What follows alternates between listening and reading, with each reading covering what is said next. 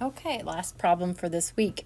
Again, it tells you in the instructions that we're dealing with an infinite series. However, this just going on tells you that we are dealing with an infinite series, and the plus signs are telling you it's adding it together, which is a series, not a sequence.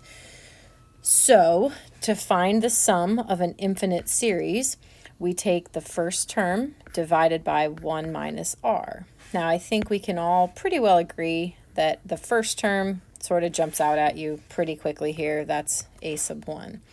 The thing that might be a little bit harder to find is this r value, but we've talked about that a number of times. We've said if you take any term in a geometric sequence and divide it by the term in front of it, you're going to get your r value. So you could write that as 1/5 or as 0.2 if you want to.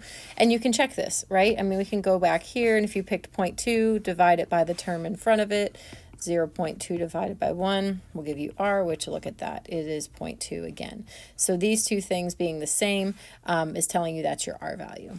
So then we have everything we need to find the actual sum. The sum is the first term, which is 5, over 1 minus r, which we figured out was 0.2.